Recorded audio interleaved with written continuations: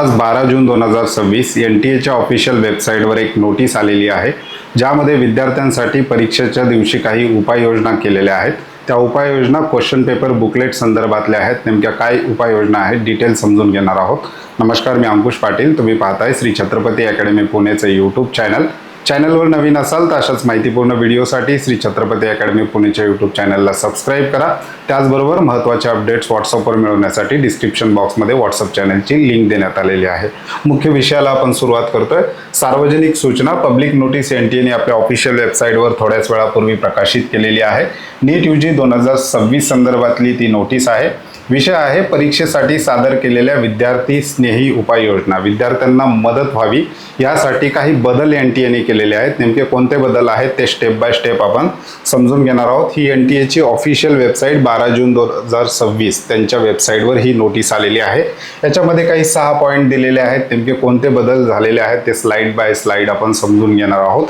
अशाच प्रकारचे महत्त्वाचे अपडेट्स तुम्हाला आमच्या ऑनलाईन ॲप्लिकेशनमध्ये सुद्धा मिळतील। ऑनलाईन ॲप्लिकेशनची लिंक डिस्क्रिप्शन बॉक्समध्ये दिलेली आहे। परीक्षेची सुधारित वेळ आणि तारीख, प्रशासकीय प्रक्रियांसाठी पुरेसा वेळ मिळावा म्हणून महत्त्वाचा बदल। हा बदल NTAने अगोदर सुद्धा आपल्याला सांगितलेला होता। विद्यार्थ्यांना 15 मिनिटं त्या ठिकाणी वाढवून मिळणार आहेत। कशासाठी? तर अटेंडन्स सीटवरची सगळी कामं करण्यासाठी पर्यवेक्षकांकडून जो काही वेळ विद्यार्थ्यांचा वेस्ट केला जात होता त्या वेळेची भरपाई व्हावी म्हणून NTAने 15 मिनिटं वेळ वाढवून दिलेला आहे। आणि परीक्षेचा जो काही वेळ आहे दुपारी 2 ते संध्याकाळी 5 वाजून 15 मिनिटापर्यंत ही परीक्षा चालणार आहे। त्याच्यानंतर कच्च्या कामासाठी रफ वर्क, हा महत्त्वाचा बदल या नोटीसमध्ये आपल्याला आता नव्याने समजलेला आहे की विद्यार्थ्यांना रफ वर्क करण्यासाठी कुठलाही कागद त्या ठिकाणी अलाउड केला जात नाही। विद्यार्थ्यांना रफ वर्क जे आहे क्वेश्चन पेपरवरच करावं लागतं। तर रफ वर्क करण्यासाठी विद्यार्थ्यांना एक्स्ट्रा स्पेस जो आहे तो NTAने आता अवेलेबल करून दिलेला आहे। उमेदवारांना आकडेमोड किंवा आकृत्यासाठी अधिक जागा मिळावी यासाठी मोठा निर्णय म्हणजेच रफ वर्क करण्यासाठीचा काही बदल त्यांनी केलेले आहेत। कोणते नेमके बदल आहेत? पहिले 2 पेजेस मिळायचे रफ वर्कसाठी, आता विद्यार्थ्यांना 4 पेजेस त्या ठिकाणी क्वेश्चन पेपर बुकलेटमध्येच रफ वर्कसाठी त्या ठिकाणी मिळणार आहेत। परीक्षेदरम्यान उमेदवारांना आता कच्च्या कामासाठी एकूण 4 पाने पुरवली जातील असं त्या नोटीसमध्ये सांगितलेलं आहे। प्रश्नपत्रिका पुस्तिकेत पानांची नवीन रचना कशा प्रकारे असणार आहे ते सुद्धा या नोटीसमध्ये सांगितलेलं आहे।